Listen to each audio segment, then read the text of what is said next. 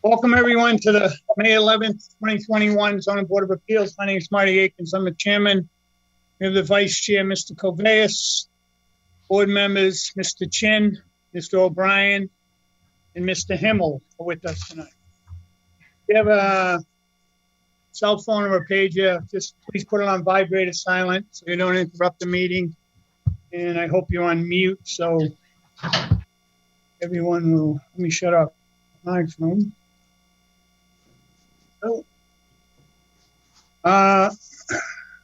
Tonight, could we please, Mr. Cabeas, make a motion to waive the reading of April 27th, please? Yes, Mr. Chairman, I make a motion to waive the reading of the minutes from April 27th. Second? Seconded? Second. Okay, voice vote, all in favor? Aye. Opposed? So moved. Under old business tonight. Case number ZBA 2060. I have a letter here from the attorney to withdraw without prejudice. Can I have a motion, please, Mr. Cabeas? Yes, Mr. Chairman, in matter number 20-60, Robert Egan for a variance to construct a new home on the premises numbered 143 C Ave. I make a motion to withdraw without prejudice. Second. On the motion, seeing none, voice vote. All in favor? Aye. Aye. Opposed? So moved. Okay.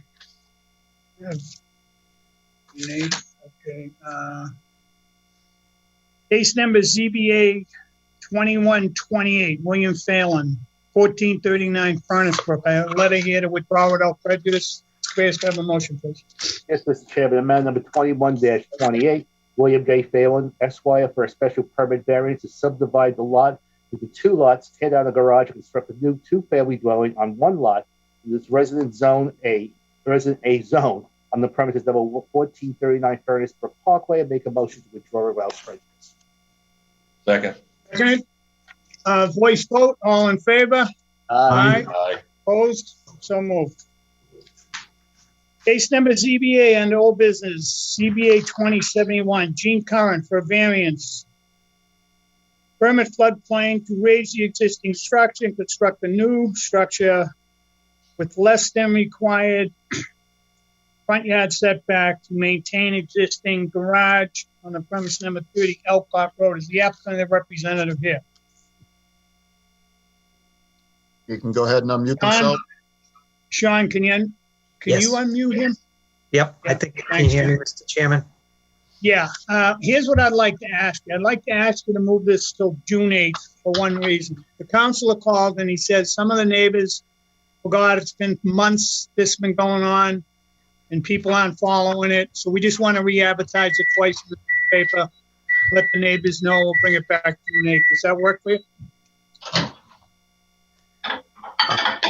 I think the applicant would rather proceed, but if you're telling me that that's not going to go well for us, then Well, it's just trying to be fair to the neighbors because and it's been so long. We should have heard this, and then it got. I don't know. I don't know what happened to it. It's been months. It's went on since November, I believe. It's been way back. So Yeah, people forgot about it, and then we see it again when we move it, and we move it again, and now the neighbors don't even know what's going on there. We just want to give them. The council asked if we could give them. Advertisement again, and I said I think the applicant will go along with that. Would you be all right with that? Let's just do that. Let me see. Is there another date? We can't get in 2 weeks paper. We got to get 2 weeks paper, so we can't. June 8th. Yeah, June 8th is the earliest date we could hear that. Is that okay? I know it's not, but we can get it done that night. I guess it's been a while and it's not certainly your guys' fault. I think the situation. I do want to say that I've only been out contacted by one neighbor, and they have the plans. I sent them to them, and then they never followed up and got back to me again. So, they probably don't know when the hearing is. A lot of people don't. Yeah. And that's what the council said. A couple of them asked, what's going on with that house down there? We don't know nothing about it in months. So if we could do that, I think it would be fair to everybody. Dave, think I hear Council what you're McCarthy has saying. his hand- So, Sorry, Marty, Dave, Council McCarthy has his hand up. Oh, Counselor, go ahead. Go ahead, Council. Dave? Thank you, Mr. Chairman. Yeah, I received that. I think I asked, I don't know how long ago, for a new set of plans because this has been going on for, well, I don't know how long now, months. I know they have I know they've done their homework and I just want to make sure that the neighbors on Elcott all get a shot at seeing it again. I wasn't sure if I was looking at different plans that I received in my mailbox or the same plans that I had seen months ago. So I was just as confused as anybody else, and I just want to make sure everyone gets a look at it and make sure it's the right size, it's the right fit, etc. All right. We have the new plans here. We can make sure you get a set, Dave. I'll make sure you get a set. Huh? I sent to set up to the council office. Oh, one went to your office, I guess. He actually gave you that. Yeah. Okay, okay, good. I got the plans, Marty, but Okay. I don't know what I'm looking at. Is it have there been major changes? It's the same plans. There's been no conversation since we pushed it off at all, and I want to make sure that the neighbors get Right, another why don't you shot at talk this. to Sean, because we're not gonna hear it tonight. Why don't you talk to Sean? Sean, you got the councilor's number? Marty, Yeah. or I can, I'm sure I having- can get it, so. I'm having I'll some get it to people, you, Sean. Marty, I'm having some people in the chat, including the owner. I think that would, they may, I don't know if you want to let them speak or not. Sure, let him speak. Sure, bring it on. All right, let me find them. Hold on We one just got a second. long night, so we gotta move this along. That Anita up there? Yeah. He's part of this, I think. Yes, I'm one of the abutters. Oh, okay. Hold off, Anita. We just wanted the principal. Got the principals here? I'm Jean Curran. Can you hear me? Yes, Jean. Hi, good afternoon. I'm just a little concerned that it's being pushed off again. As you know, I know you're very busy people, and I saw the agenda, and I know you slammed, so I'll make this very quick for you. Okay. The storm came in March 2018. The home was condemned. Yep. We attempted several times to get plans to redo it through our first contractor. That Right. was, as Dave McCarthy probably recalls, Jay Duca denied it several times. We now have a lovely new engineer, Mr. Hardy, who's Okay. provided all the information that is needed. I understand Anita's concern, although I do know that they're moving. They've sold their home on Poplar, and we would love to have been able to fix the home. Our neighbors don't want a construction zone. We completely understand that. Right. However, we've been paying a mortgage and taxes on a home that we can't occupy for 3 years now, Right. and delaying it again. Well, it's 4 weeks, only because. No, I understand. I'm sorry, You know, but it's, everyone kept asking to move it, not us. You Yeah. guys kept asking to move it. We moved it. It's been so long, I think the neighbors all forgot about what's going on with the house. I guess Okay, it's well- not gonna be fixed. So, okay. I understand. I just Council wanted asked- to. no, I bet it. Believe us, we know when we're here. People paying mortgages, we try to get you, and I just want it in the paper twice before it goes to the people and say, listen, we advertised it twice in the newspaper. You had plenty of time to see it in the newspaper. So, and the council will walk around and he'll meet with everyone and make sure they know. So that's Okay. his job, and he loves doing that anyway to introduce himself to the neighborhood. Yeah. Yeah, you do, Dave. Yeah, I'm familiar with Mr. McCarthy. I Right. understand. He's a busy guy. He's around Sure everywhere. is. Mhm. Yeah, he's always Okay. at my meeting. Thank you, council. Okay. Well, thank you for letting me speak. Thank you. All right, well, Mr. O'Brien, Mr. Cabeas, Yes. can we make a motion to turn this to the June 8th? Yes, we And then can. we'll get that done in 4 weeks. In Mr. Chairman, amendment number 20-71, Gene Kern for a variance special permit floodplain to raise the existing structure and construct a new structure with less than the required front yard setback to maintain existing garage on the premises number 30 Elcott Road. I make a motion to continue the hearing to June 8th. Second. Seconded, voice vote, all in favor? Aye. Aye. Aye, Opposed? So moved. Further on to tonight's agenda, TBA 2075, Min Hai Fong Tran for variance to extend the driveway in the premise number 80 Ren Terrace. Is the applicant there? Yeah. Representative here. Do you have that file? The new layout that he put? Should have had Fieldstone in there. Who's taking care of that case? Representative for the case? Come on, wave. Let us know who's here for that. I'm here. Hello? You got to speak Yeah. up so he can hear. Can you hear me? Hello? You're the representative? Yes, I'm Min Huen. Okay. Yeah. Tell us what you want to do. Well, I know last time we spoke, your main concern was runoff issues because Yep. paving poured asphalt. So I talked to my surveyor. We're gonna do permeable paving to address the runoff issue. I spoke to the engineer, Ken Sang. He said that's okay too.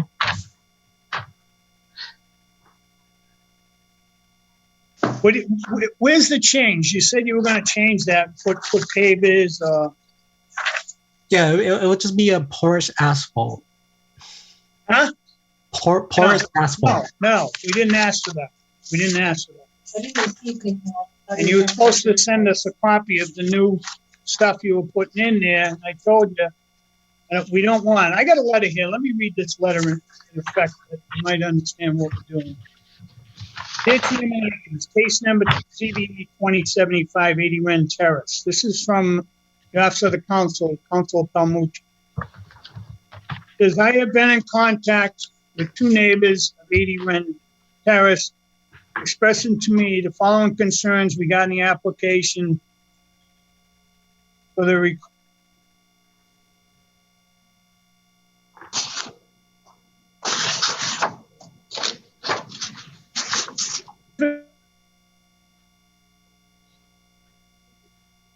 Is he frozen?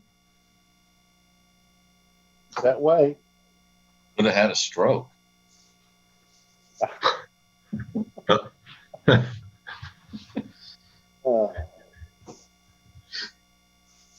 Just everybody be patient. We'll get Marty back, I'm sure.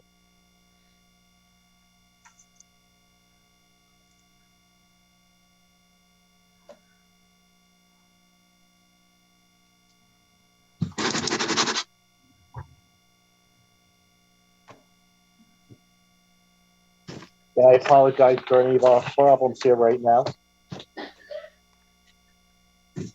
He's gone. Yeah, I had him log out to log back in. Yeah.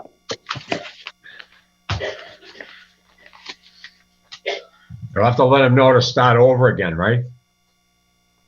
Because Well, we didn't hear any of it. We didn't hear any of it, right?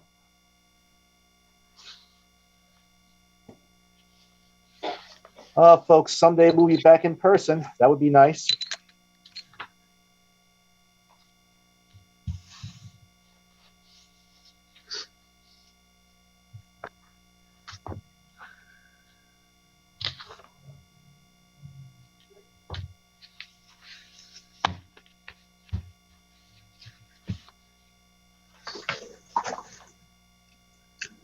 Okay, here we go.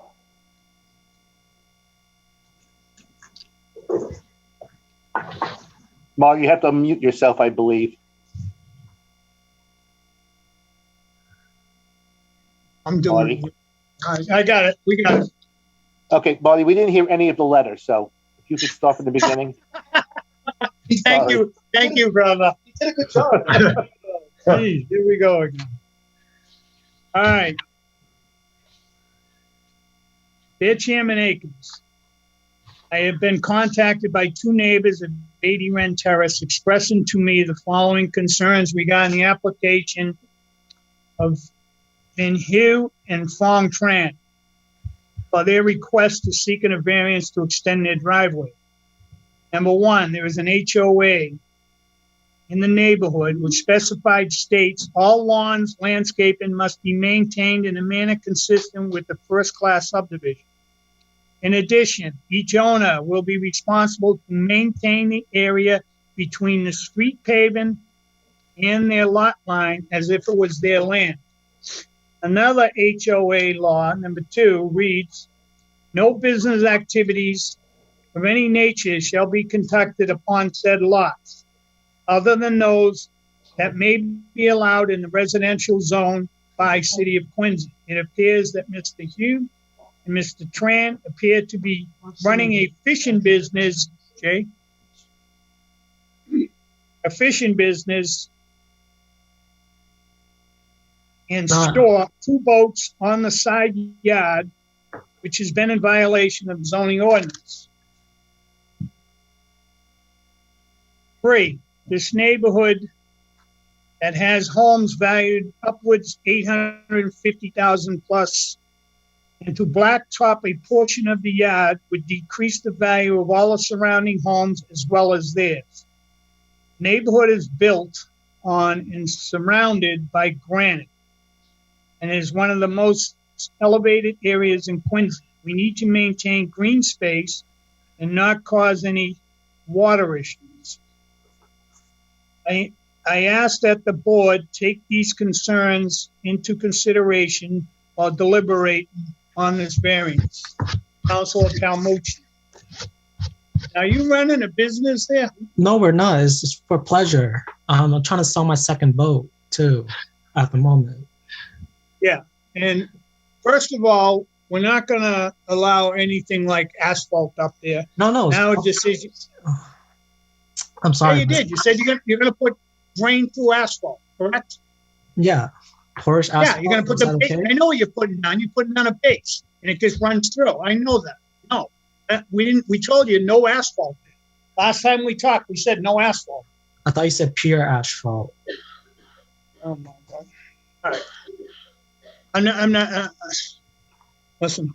I don't know. Now I got to go read all the rules up there. What you can do with your property and what you can't do with your property, and the ownership there. And you should know that, not me. You own that property. Yes. So if they don't allow you to pave or put stuff on your yards up there, and you sign that and you're part of that subdivision, then you can't do it. But we gotta see that before we can even vote on it. Now, if something else comes in a concern here, like, and we told you no asphalt. So I don't know. Any other things from the boards? Mr. Cabeas, you have anything to say? I think that what we're talking about here is a little bit of aesthetics, and while I'm not an expert on that, it seems to me that no asphalt means no asphalt, and I would hate to have the homeowners association sue us because we're allowing something that takes place outside of their rules that everybody has signed in by buying a property there. Yeah. So I don't know. You have a lawyer, and Mr.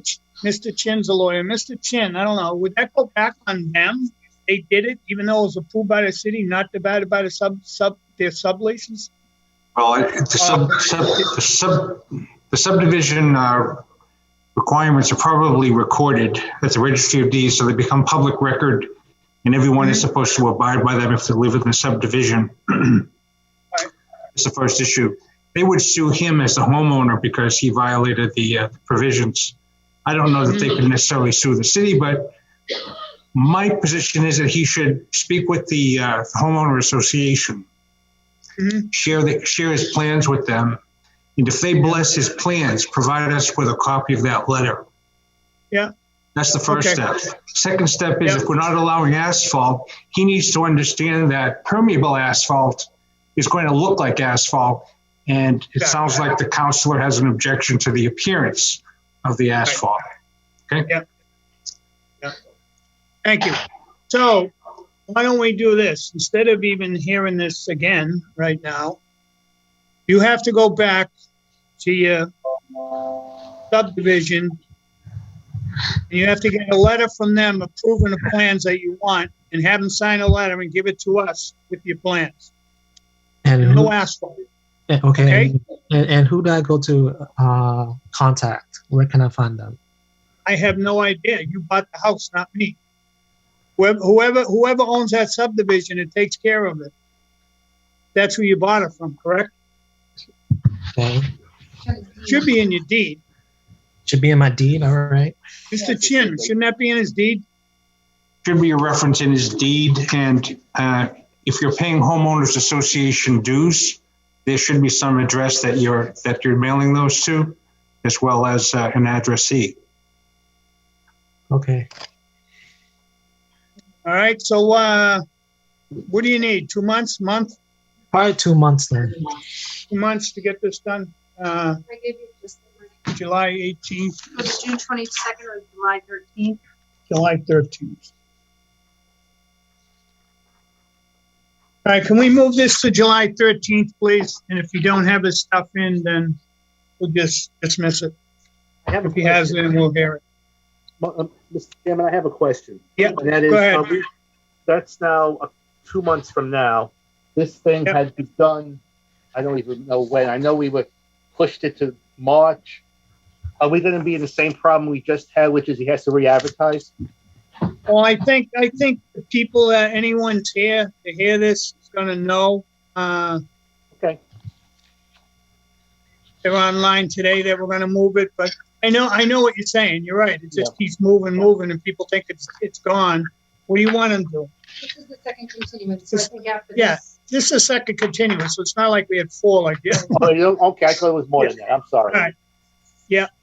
All right. Okay. We could have a motion. Did you have any Yep. questions for me, sir? No, that's it.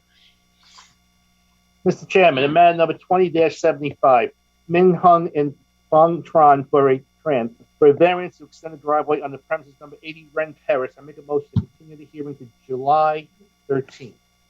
Second. Second. Voice vote. All in favor? Aye. Aye. Opposed? So moved. Under new business.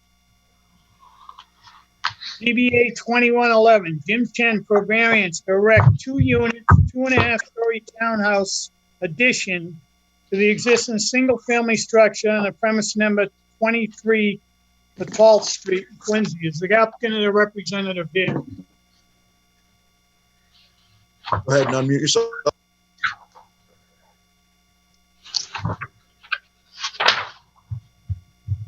Good evening, Mr. Chairman, members of the board.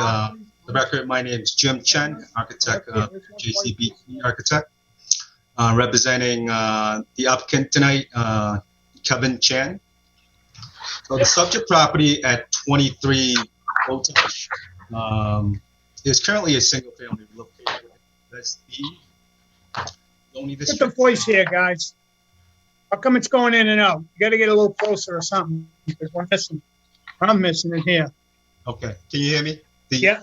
Okay, so the subject property at 23 Botox Street is currently a single-family resident located in the Res B zoning district. Approximately 9,400 square feet of lot area. The proposal requests for 2 additional residential unit townhouse style, 2.5 stories, with approximately 3,122 gross area for both units. And the existing single family will be altered to match the new townhouse style. The proposed footprint is approximately 1,067 square feet with approximately 1,500 living space per dwelling unit. So the first floor will contain a living space, dining room, kitchens, and half bath. Second floor has 2 bedrooms and 1 bath. Third floor will contain a master bedroom on the third half story. So the applicant is seeking for a variance on excessive FAR and number of story. So the proposed project is considered a 3.5 story due to this topography where the back is sloping and the lowest level, which also exceeded 4 feet above average grade. So the proposed building height is visually a 2.5 story at street level. but it is lower in the back to accommodate. Aren't you like 30 feet down? No, we're not 30 feet down. We're probably around 12 feet, 1 story down. There's no way. Unless I'm at the wrong house. There's no way. That had to be 20 feet if it was that. I looked over and I go, holy God, how are you going to get a car down? Well, we're I'd like to sloping. see that. We'll be sloping down from the left side of the lot and goes to the back end. All right. Another question is, you say you have 4 parking spaces right now, correct, on the sheet? Currently, two parking spaces. Yeah, I thought it said 4. No, currently. Number existing, 4. Existing. Number of parking space existing, 4. You're lucky if you got 2. Where are you going to put all these parking spaces? Down back? Down back, and two in the garage, 1 for each unit, and then 4 in the back, and then two existing on the street level. It's just way hard. I was trying to figure out how you even going to get a driveway there or anything. It blew my mind. The slopes works quite well with that length of ramp to go to the back. It's much lower on the left side of the lot. What, are you going to pave the whole backyard? No, portion of it, just the driveway area, and the 4 parking spaces. Yeah, so 3/4. Right? Correct. Yeah. Any other questions? I have no question at this time. Neither do I. I'm going to reserve. The chin? I'm reserving my questions for now. Okay. I have Emil? a question. Go ahead. So you don't intend to put any fill in that back area? You're just going to put the pavers down? That's a heck of a slope back there.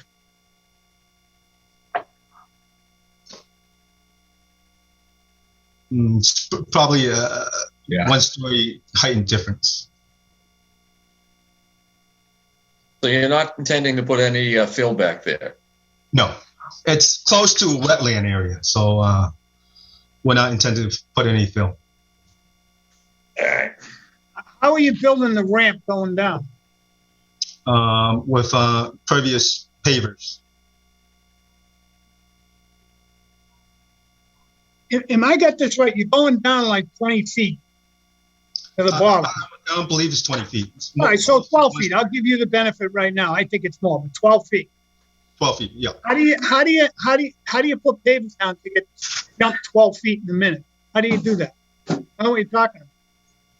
Well, the length of that ramp is quite long, so it works out to be. What are you building? What are you building the ramp? You're putting steel down there. You're putting what are you? How are you building a ramp 12 feet high? No, Dirt? Putting dirt there? Well, you mean how to retaining wall? How do you get from 0 to 12 feet? Say you're not putting fill back there. How do you jump down to the bottom floor from the street up top? It's 30. Well, I think it's 20 feet. You'd say 12. I looked over and I was going, my God. Let me pull up the site plans. One second. I'm missing something. No, you're not. I mean, that's quite the deep. I just don't know what you got to fill or build a ramp or. It will be a ramp, yes. Yeah, with Like what? Dirt? Well, yeah, the ramp will be filled with dirt and then finish it with previous paver. So what are you putting on the side? A concrete You're retaining. going to build a wall? What are you building? A concrete retaining wall.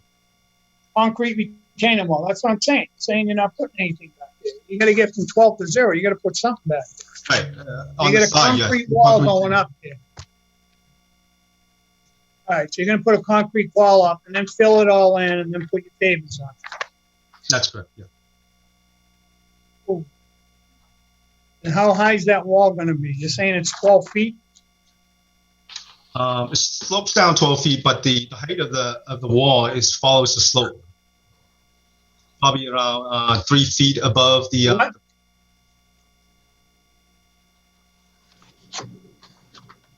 You're going 3 feet above the street level up top? Correct. Right. If you How look at- high is that wall going to be? 15, Um, 17, 25 feet? How deep you going in the ground? 4 feet into the ground. So it's going to be 4, 16, 24 wall. Correct. Mr. Chairman, if you look at the site plan, at the entrance of that driveway is about 17, elevation 17, and then you actually only going down to elevation 12. 12 what type? You're telling me it's 5 feet from there to the bottom? Right at the where the entrance at the No, not even close. Not. based on the survey topography, that's what it is. I'm telling you, it's a freaking on the site, from the street to the bottom of the yard. It's got to be. It looks like 20 feet. I'll give him. He's saying 12. I don't think it's 12. I'm in construction. I don't. I'd say it's 15. It might be 20 feet on the right side, but where the entrance to the driveway is, it's only that much. Just the entrance. The entrance is probably at elevation 17, and then you're sloping down to elevation 12, 10. If you refer to the proposed site plan.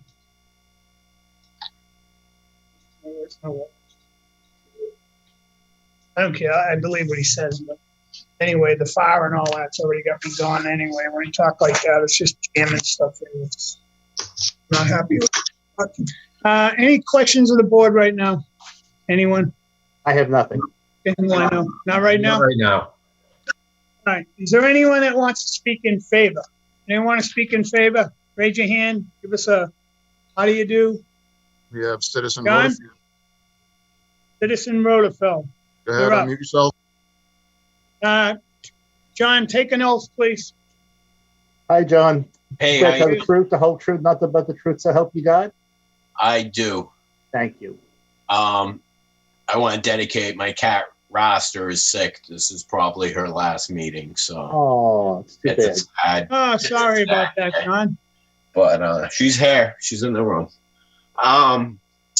This one, I looked at the map. He has a double lot, and I used to hang out with the Zolan family, who used to live right in that house right next door. So I'm quite familiar with this area. And the house next door has a really big drop off, and like half of his lot, you could say the lot where his house currently has the drop off is a little bit bigger, but it does get a little bit flatter on the other side. So all he's trying to do is take his other 4,500 square foot lot and build something there, which you're letting people do all around the city. He's attaching it. I wanted to ask this question. Is he 13 feet away from the property line on the other side? One side he is, I saw, and I think it's 13-2. 5 left. Okay, but 5 left. But he's building the driveway though in that 13-2. So does he need a?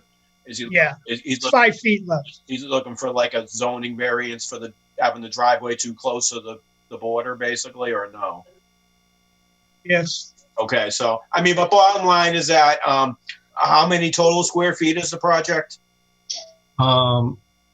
It's total square feet. It's about 3,122.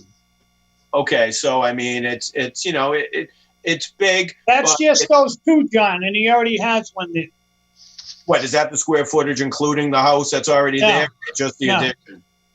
Well, I mean, like I said, they're building giant houses out in Howe's Neck, and they're putting. How's that?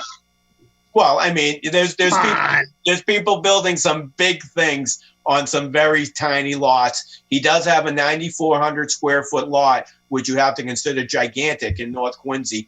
And, you know, I can honestly think that I could see another developer buying that lot and wanting to put 6 units up there. So I think asking to put this is it's an ask. I won't say it's a modest ask. It's a decent ask, but it's an ask that you should let the client have, because we need the tax revenue. And unfortunately, if we're going to, I could imagine. So now we're going to have a single family house that's going to have, the whole parcel is going to be assessed for probably $1.6 million. So you're going to be paying a lot of taxes to the city, which is the new growth that we need. I like this sort of new growth. So I like this project. I mean, Quincy is so dense right now with everything they're doing. So to say that squeezing this in is going to make things worse for the neighborhood, I disagree, especially up in North Quincy. There was just a ribbon cutting today of Thank you, John. Thank you, John. Circle. So anyway, thank you very much. Thank you. Does anyone else want to speak in favor? Raise your hand and let us. Not seeing any more hands. All right, we'll call that part of the hearing closed. I have a letter here from the DPW dated April 30th, 2021, 23, to Paul Street, case number ZBA 219. We've reviewed the submittal of the above referenced project. Our comments are as follows. Specify how much impervious area will be increased due to the development. 2, provide plans showing the existing site conditions, layout of utility, grading, drainage, and construction details. 3, explain how the surface runoff will be discharged and treated. 4, provide dimensions and grades for paving area and all driveway entrances. 5, the existing lot parcels should be consolidated into one lot parcel for the development. Consolidation plan shall be recorded at the Registry of Deeds, Norfolk County. Upon completion of the project, as-built plan showing all utilities, building footprints needs to be submitted along with a digital file. If there's anything else, please advise. Let part of the hearing closed. Anyone opposed or undecided? Anyone opposed or undecided? Raise your hand, give us a clap. Is that Nick up? Nick, you got your hand up? Nick, want to speak? John? I'm not seeing anybody with their hand up here. Oh, what's the wave there? Is that? It's a cursor. Oh, that's Jason. All right, Jay, no I'm problem. Not seeing any hands, Marty.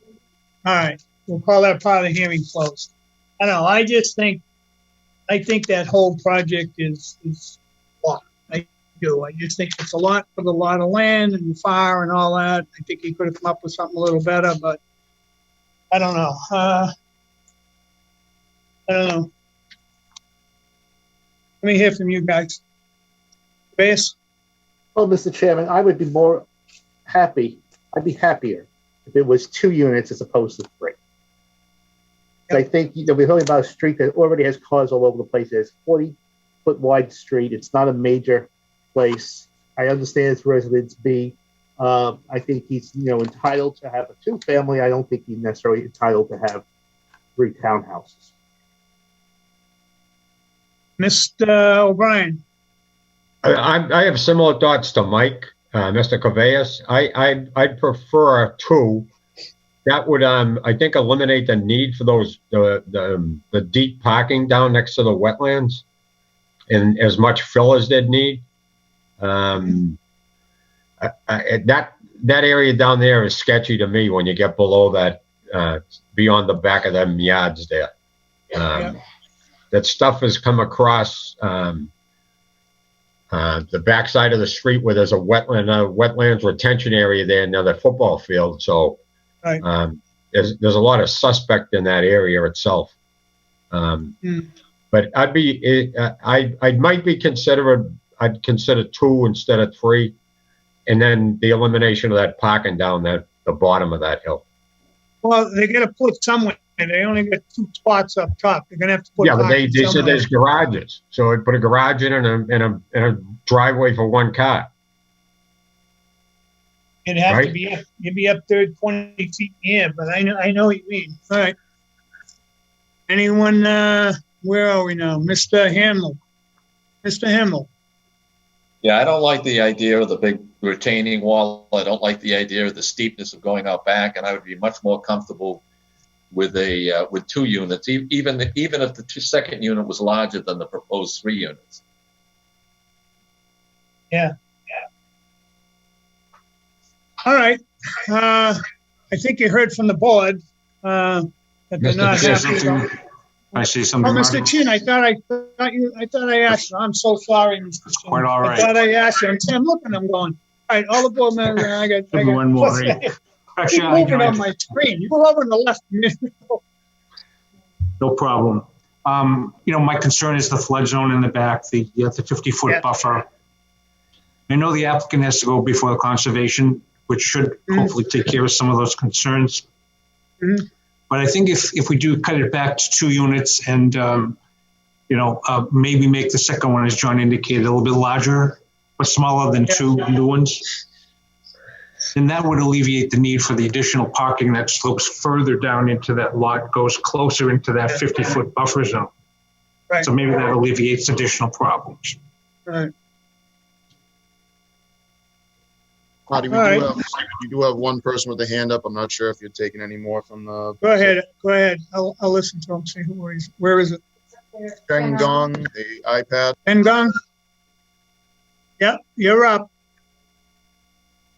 I just want to ask about how long the construction project is going to take, since if they're doing a construction project there, wouldn't it strongly restrict our transportation, especially if we're driving through, since that's the closest route to North Quincy Station? Well, right now, he's not going to be building anything, but he might come back and look at something different, because right now the board wants to make it 2 units, not 3, but I don't know. Depends how good his builders are. How long it's going to take? I don't know, 3 months, 4 months? Okay, thank you. Yep. All right, the applicant, Yes. Chen. What do you want to withdraw this and come back, or what do you want to do? Can we continue to next following Tell you meeting? what, why don't we continue it till next meeting's full too, right? I'll send in a revised plan. We have 15 the next meeting, so that isn't But we're also gonna need minutes anytime to send them out to everybody. 25. How about Toward the end of June. June 22nd? June 22nd? 22nd. That Yeah. sounds good. All right, can we have a motion, please, Mr. Chris? Yes, Mr. Chairman, matter number 21-9, Jim Chen for a variance to erect a 2-unit, 2.5-story townhouse addition to existing single-family structure on the premises number 23 Patall Street. Make a motion to continue the hearing to June 27th. Second. Voice vote, all in favor? Aye. Aye. Opposed? So moved. Thank you very Further much. on thank you. Further on the new business, Tran manager for variance finding to subdivide the parcel, constructs a single family on the vacant lot 29 Grove Street, Quincy. Is the applicant their representative there? Thank you, Mr. Chairman, members of the board. Rob Fleming for the applicant, PT Investments LLC. At the request of Councilor Palamucci, we want to request a continuance to the next hearing date, the second hearing date in May. Our scheduled neighborhood meeting is this Thursday evening. 25th? That's correct. Yes, please. We have, how many there? 15 next meeting? 14 or 15. That's get out of there midnight. I'll tell you what do you get June 8th? Does that work? I only have 2 new cases and 2 old as Good. of now. I'm going to move that to June 8th only because we have 15 cases next time, Rob. Okay, thank you. June Mr. 8th. Chairman. Okay. All right, thanks. Can we have a motion for June 8th, Mr. Chris? We're on 2116, right? Okay. Yes. 2116, Peter Tran, manager for a variance finding to subdivide the parcel, construct a single-family home on a vacant lot on the premises number 29 Grove Street. Make a motion to continue the hearing to June 8th. Second. Voice vote, all in favor? Aye. Aye. Opposed? So moved. Further on tonight's agenda, DBA 2118, John Flatley Company for variance to construct a center pole mount billboard sign on the premise 1 Crown Drive, Quincy. Is the applicant a representative here? Thank you, Mr. Chairman, members of the board, Edward Fleming for the Flatley Company. We're actually seeking to continue this matter to the next meeting date. I think June 8th would be preferable for us. We're working with Councilor Palmucci to have a neighborhood meeting regarding this proposal. Right, June 8th. Mr. Cabeas? Matter number 21-18, John Flatley Company for a variance to construct a center mount pole billboard sign on the premises numbered 1 Crown Drive, and make a motion to continue the hearing till June 8th. Second. Voice vote. All in favor? Aye. Aye. Opposed? So moved. That meeting's getting full. Start moving in. Next case, under new business, ZBA 2121, Hamel Leiden Chapel. For a variance to construct a one-story addition on a new egress on the premise number 650 Hancock Street, after the representative here. Thank you again, Mr. Chairman. Edward Fleming on behalf of the applicant, Hamel Leiden Chapel Funeral Home. We are the Hamel Leiden Funeral Home, as you know, has done business in the Wollaston section of Quincy for numerous years. Been a great business in the city. Recently, you know, the Leiden Funeral Home merged with the Hamel Wickens and Troop Funeral Home. It became Hamel Leiden Funeral Home. In doing so, both Chris Goulet and Michelle Leiden, who are the principals of that company, have worked hard to rebuild or rebrand their company. And to do so, they'd like to make some changes to the existing facility that's at 650 Hancock Street. So what they're proposing tonight is to do an addition and seeking a variance from the dimensional requirements of the ordinance to allow this addition to occur, which will be a one-story addition to the side of the property, closer to the small side street that runs next to the facility, and also tie in the building to the existing garage that's located in the rear of this facility and square off the back of the building to improve the access to the visitors for the site. The new addition, which will be one story in height, about 585 square feet, will provide a much improved and a larger visiting area and room, reception room for the continued funeral home operations. So I'm joined tonight by Chris Goulet, Michelle Leiden, and also by Scott Triner. What I'd like to do, Mr. Chairman, if I may, is turn this over to Mr. Triner, if he could have the opportunity to maybe share his screen with the body, so that he can walk through the plans that are being proposed. Jonathan, can you let him share? Be all set. Thanks. Unmute yourself, Mr. Trainer.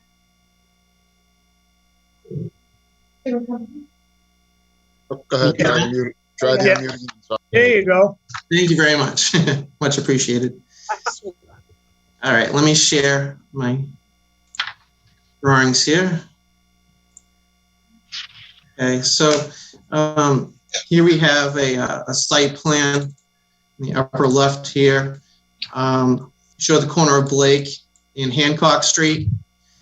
So the proposed addition is, the first proposed addition is over here on the corner of Blake and Hancock, bumping out on the side here. And the second addition is toward the rear of the building, as Ed mentioned, just boxing off the back of the building. Along with that, we're improving egress by adding an exterior stair that goes up to the second level. And also, too, with the use of the basement, which is currently being used just for storage, we will need a second means of egress down to the basement. So we do plan on having a stair down to the basement as well, below that proposed stair up to the second floor.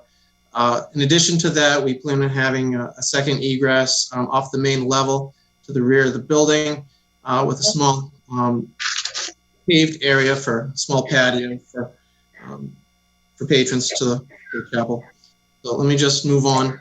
I will run through the existing plans quickly, just so you understand that, you know, the existing program that's going on now and how it's kind of antiquated and not really functional for the owners. So currently the basement is it's just storage for the most part, not much use down there. The first floor. Oh, hold on just a moment. Okay, here we go. So the first floor, we have the main entry foyer, a small arrangement room. Reception room. The main reception room is off toward Hancock, with a secondary room here, with a mishmash of stairs up and down all over the place to the rear, which is why they want to clean it up and make it more functional. And currently, there is a garage off to Blake Street, which they're using for their reposing room, which is sort of detached and not really functional with the program that they're running. Right. So going on to the second floor, they have office space. They have a preparation room currently, which is not really usable because of the condition of the rise run on the tread from the back of the building. So to bring deliveries up through that stair up to that preparation room is very dangerous for the owners. And currently, I believe that they're doing the preparation off-site. Now, going up to the upper level, there is an accessory living space upstairs. It currently does have access down through the chapel. And let me just show you the existing elevations to start with here, just so you have an idea. I'm sure we're all familiar with the building. That's fine. Keep going. All right, excellent, excellent. So there we go, the side and the rear. Onto the proposed. So for the proposed, we plan on having a lift, casket lift, which will go down to the basement, preparation room in the basement, mechanical sprinkler room. And then on the first floor, we have an enlarged reception area, a small sitting / coffee area to the side off of the street. The receiving area is still going to be in the garage, which will now be attached to the main building, into the casket area and better circulate.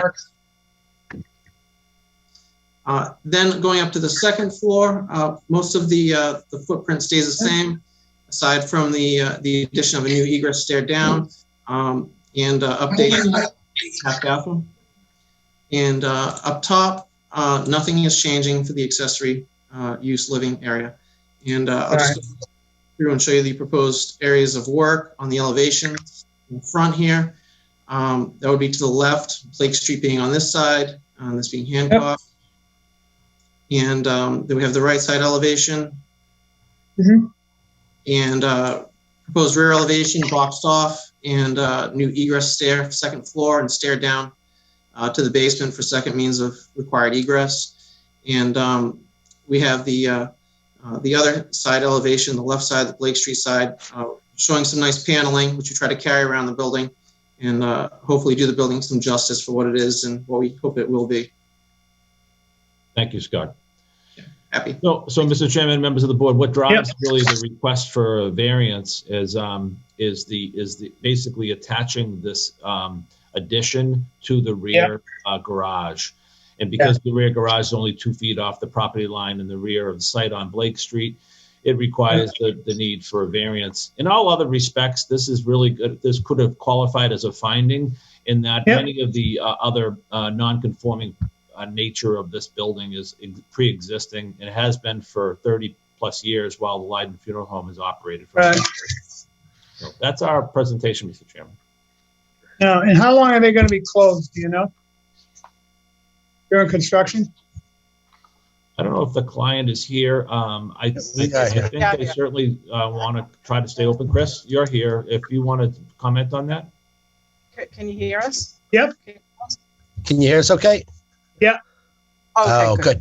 Excellent. So this is Chris Goulet and Michelle Leiden. We are the business owners. We anticipate closure for perhaps 6 weeks to hopefully no more than 8 weeks. and we've got some contingencies in place for accommodating our families that would have otherwise been displaced during that time. Very good. Now, I've used you, and you've been very nice to me, and I want to thank you, and my family thanks you. Being super, super nice about everything. I couldn't ask for anything better when I was there. Thank you. Thank you. Any questions? And I'll tell you, like, I've been there before a few times, many times, really, a few times on my own. And it's going to be nice and functional now. I can see it. It'll work out so much better for them, for the city. Right. It's all about the comfort of the families that are putting their trust and confidence in us from the city. Exactly. And that's the way I feel. I think does any board members have any questions? I have no questions, Mr. Chairman. No questions. Mr. O'Brien? Mr. No Chin? question. A question. Mr. Himmel? I have a question, Mr. Chairman. Yeah. On the left side, where we're requesting a 2-foot setback, what is on that side? What is the abutter on that side where the 2-foot allowance would be? Mr. Chen, is the existing garage is presently 2 feet off the property line on Blake Street, along Blake Street. So that won't change what's existing today for that residential neighborhood on Blake Street. This simply allows the addition to be essentially connected to that, so that that garage can then become part of the facility. Okay, so you're not adding another garage. It's the same existing garage that's on the plan. That's correct. They can move right into the building without going outside. The second question I had is how much additional square footage is being added with the project? I have that calculated at roughly 2,400. Okay, thank you. Okay, is there anyone who would like to speak in favor? Anyone want to speak in favor? Raise your hand. First call. No Second hands. call. I have a letter here. It's from Chris Carroll, attorney. And he wants to say that he's in favor of what the people in the are doing in their application. And he wants the board members to know that he's in favor of this. Carol's letter. Thank you. Is there anyone else want to speak in favor? Third call? All that part of the hearing closed. I have a letter here from DPW. We have reviewed the submittal of the above reference project and have no comments. So, Madam Clerk. Is there anyone opposed or undecided? First call. Second call. Lou, anyone? Raise your hand. Give us No a hand. blink. No hand. Third call. Closed. I'll be voting in favor. I think it's a nice project, and it's going to bring that up to be a real nice. I'll be in favor. I'll also be in favor, Mr. Chairman. I'm in favor, Mr. Chairman. I'm probably going to be, that's the last place I'll be visiting, probably. So You're going to go in the new garage. You won't get wet. when you that's go right. to I the want house. to go inside. So I will be. I'm going to go right to the house. I'm voting. We'll make it nice. We'll make it nice. I love Thank you, you. Mike. He'll make it nice for you, Michael. Mr. Chin. I will pay my respects to Mike, and I will vote in favor. Mr. Thank you, O'Brien. Russ. Thank you. Mr. O'Brien. They'll be the last ones to let you down, Mike. That's right. That's right. I'll be voting in favor. Mr. Himmel. Maybe they could call it the Coveus Prep Room. Yeah, that'd be nice. I'll be voting in favor. I think it's a nice addition. Have a motion, please.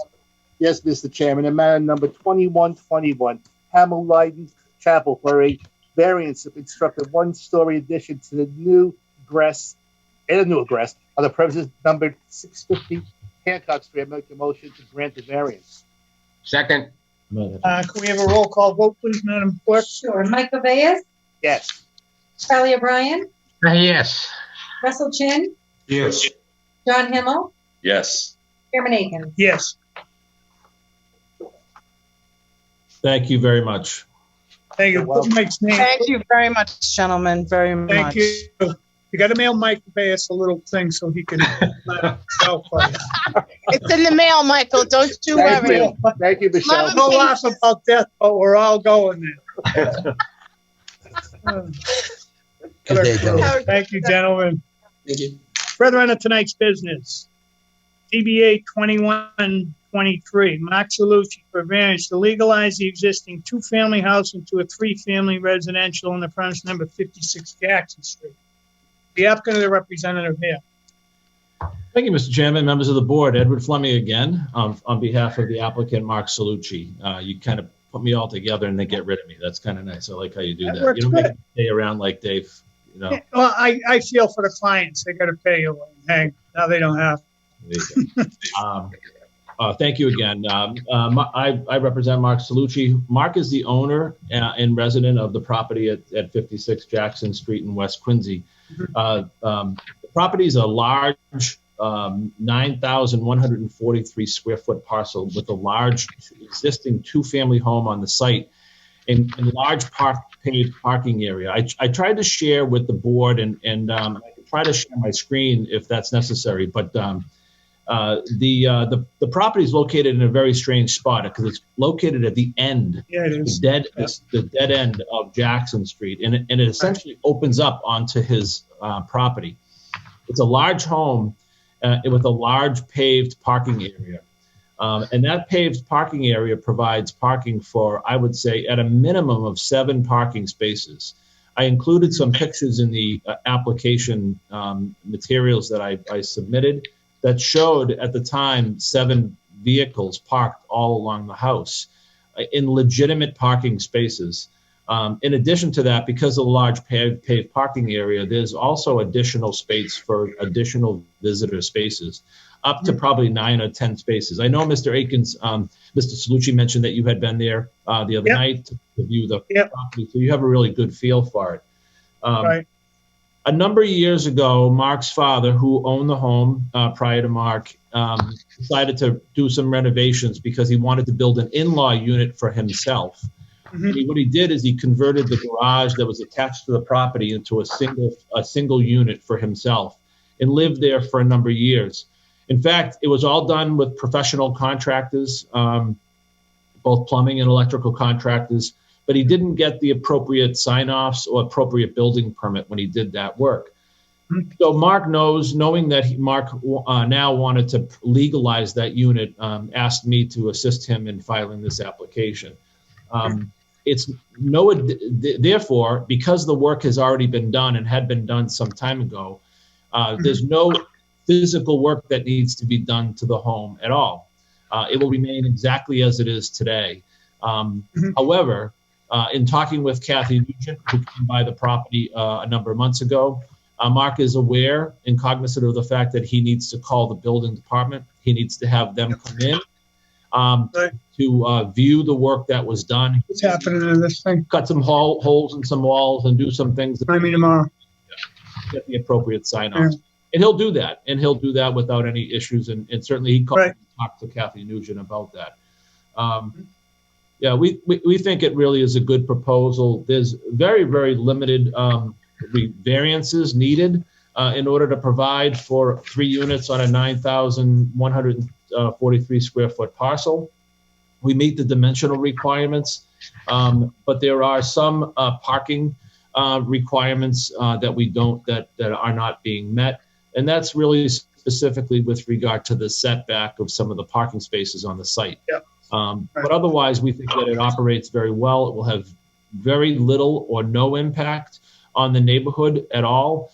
Because it's been operating as a 3-family for a number of years, I don't think the neighbors are going to see or notice any change. But Mark wanted to go through the steps of making sure that this was a legal 3-family so that in any future use of the property would be permitted by the city. So that's essentially the applicant's presentation. Mr. Salucci is with me here tonight as well, if you have any questions of him. Thank you, counsel. I went down and when I went there, I happened to see him playing with his daughter in the yard, and we talked, and he took me around the whole property. And there's a good 8 spots there you could get easy out of that if you wanted to.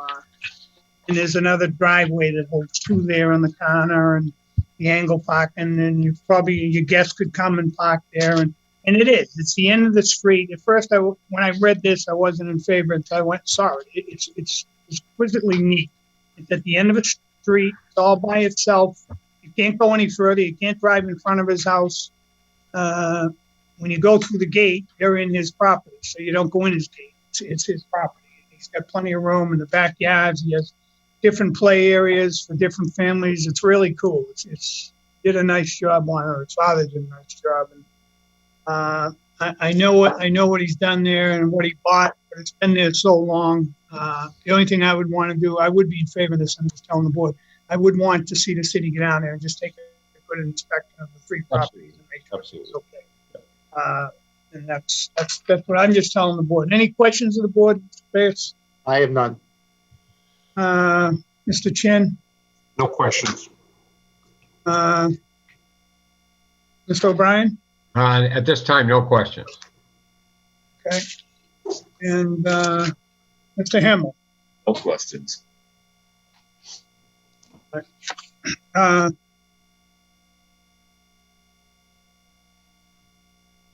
Yeah, we got to get a building permit to make sure if it is approved from a 2-family or 3-family contingent, obtain all permits or obtain occupancy permits.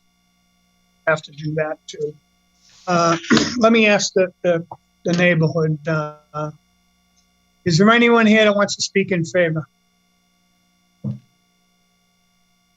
Not seeing any hands. Second call? Third call?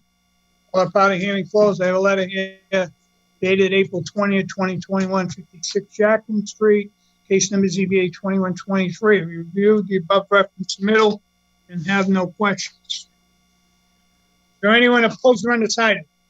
Anyone opposed or undecided? Opposed or undecided? Second call. Third call. No hands. No hands. All that part of the hearing closed. Like I said, guys, I'm not in favor of changing 2 to 3 and none of that, but it's been there so long, and the parking and the way it's set up, it's almost like a little compound at the end of the street. And I think it's been working.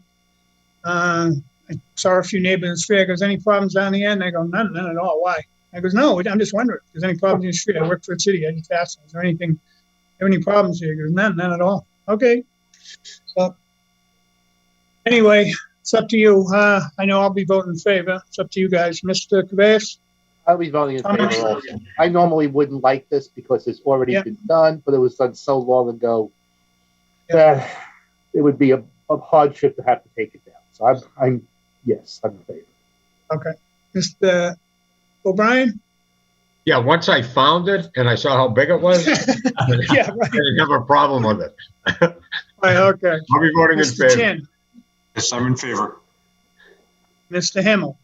Yeah, same thing. Once I found the area dead end, it's kind of a surprise when you get there. I'll be in favor. It is. It is. It was a surprise. All right. Can I have a motion, please? Yes, Mr. Chairman. Matter number 21-23, Mark Salucci for a variance to legalize the existing 2-family house into 3 residential units on the premises number 56 Jackson Street. I make a motion to grant the variance.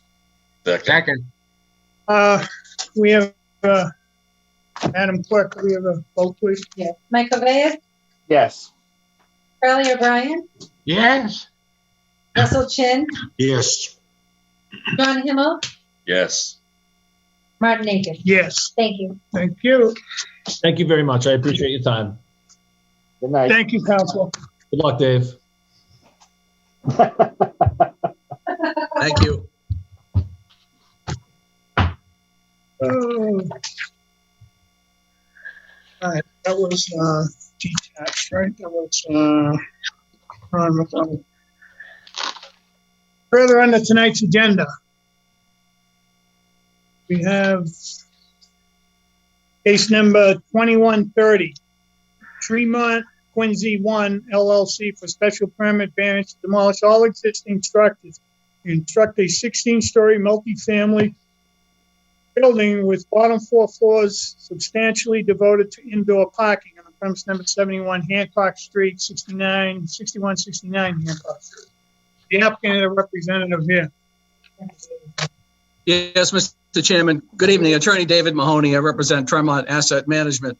We're here this evening requesting a special permit as well as several variances for the construction of a 16-story multifamily building located at 61 to 69 Hancock Street.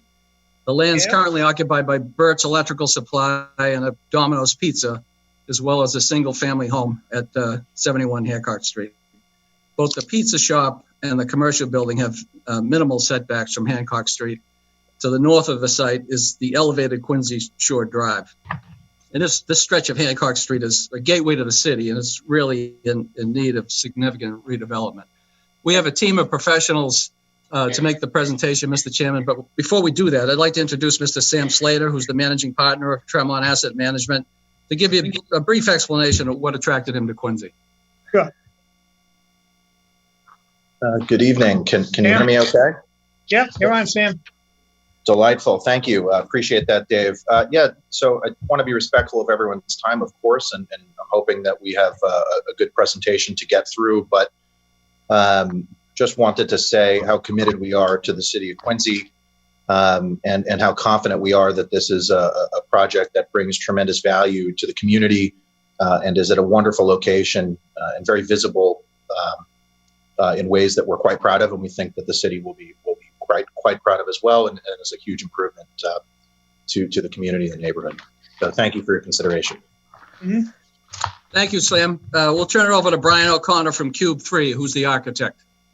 Good evening, Mr. Chairman, members of the board. Brian O'Connor from Cube 3. I have with me Nick Griffin from my office. We'll be pulling up the presentation if he can share.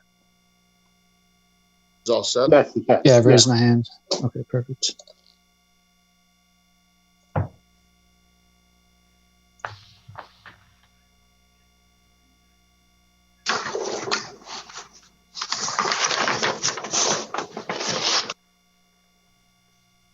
Great. Thank you, Nick. You can jump forward, please.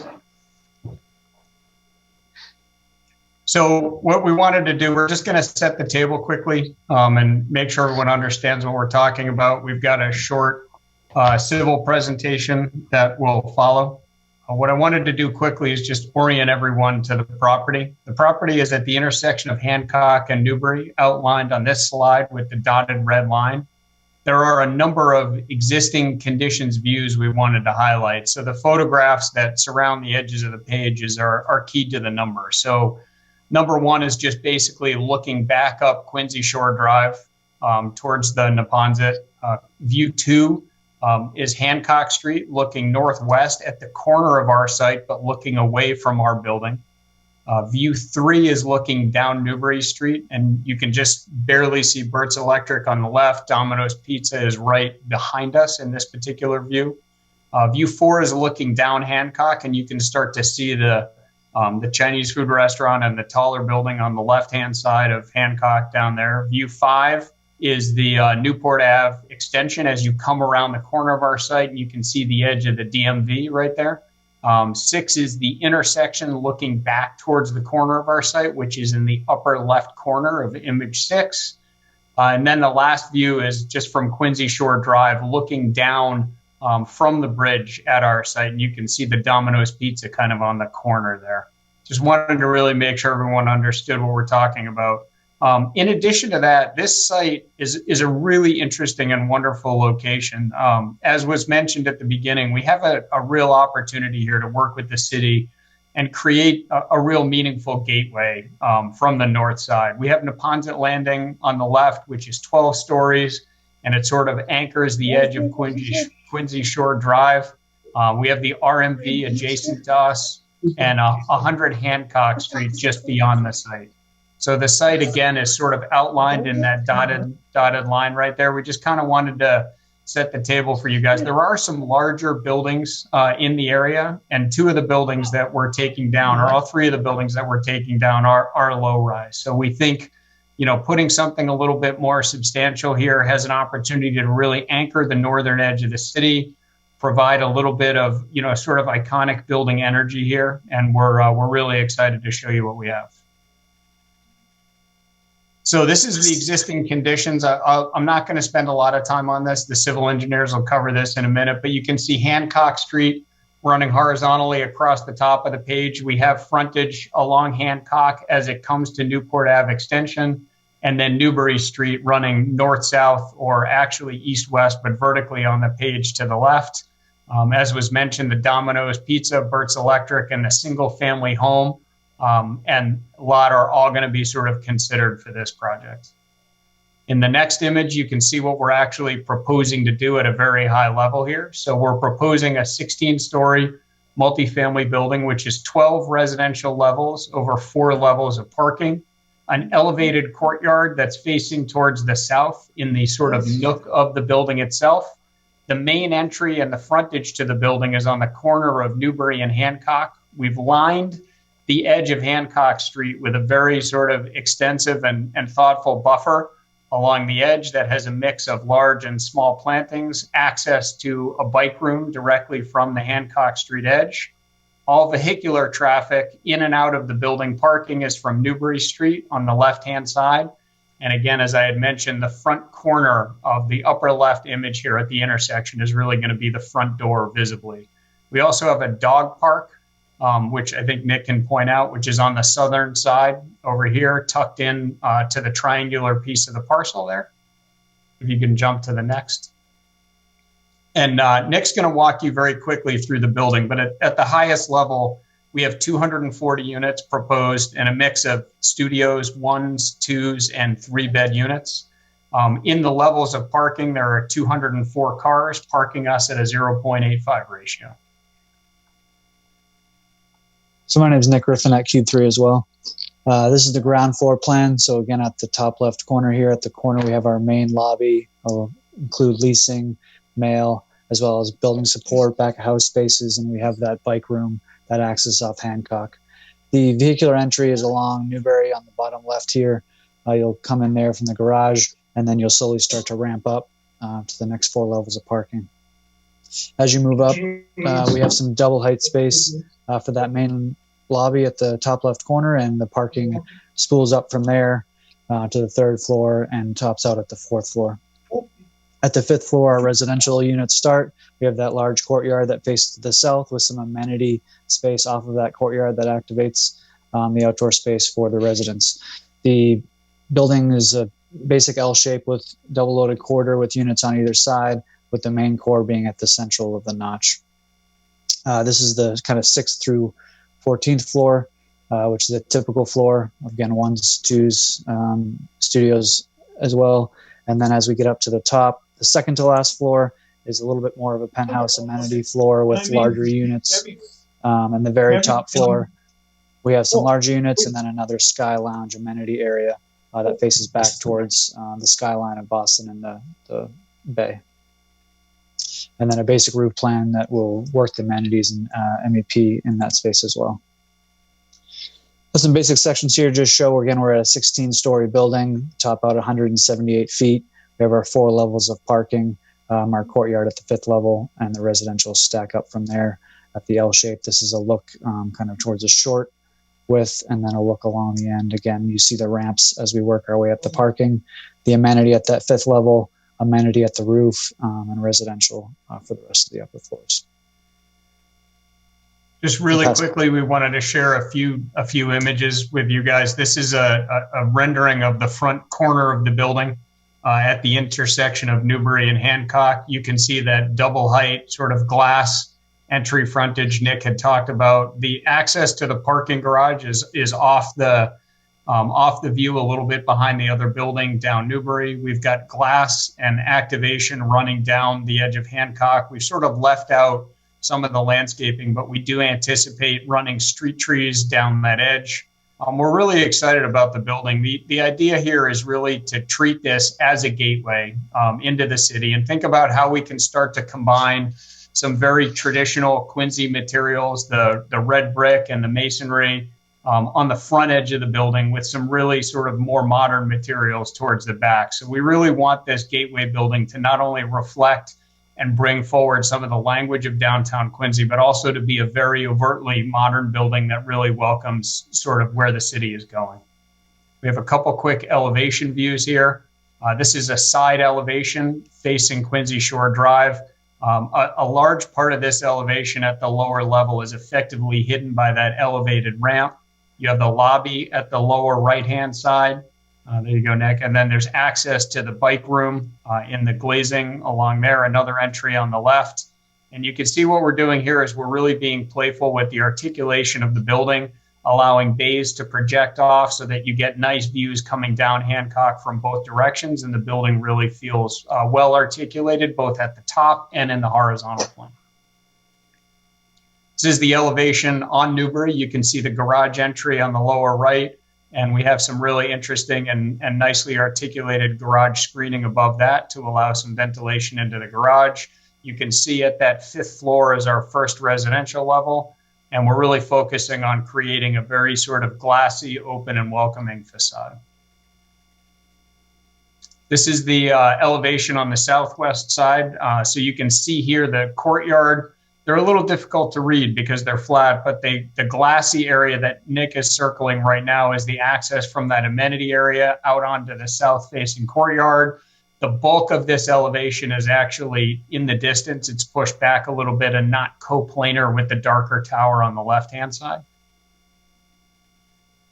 And then the last elevation is as you come around the corner from Hancock, which would be on the right, onto the extension, you sort of see the courtyard again on the left-hand side and a fairly slender tower end to the building with the brick kind of wrapping around the corner and coming down to engage Hancock Street on the right. I think at this point, we'd like to turn it over to Sean to walk through some of the civil engineering.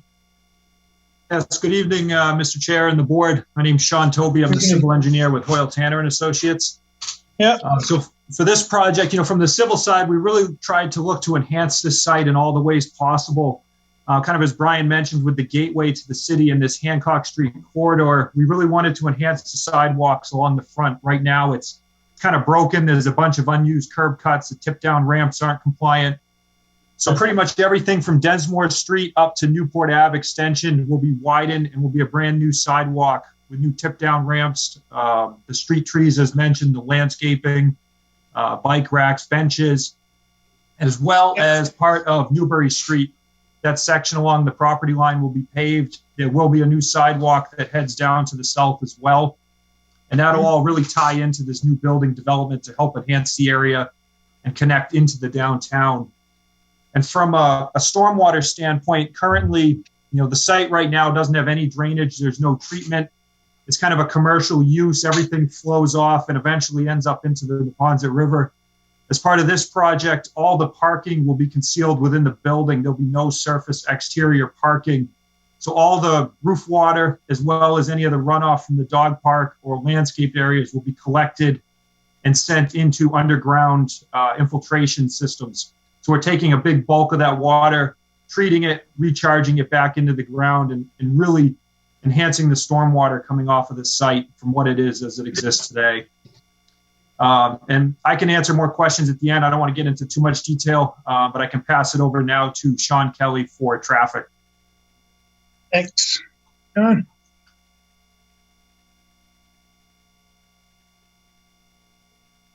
John, you up? Should be able to unmute yourself now. Yep. All right, great. Thank you.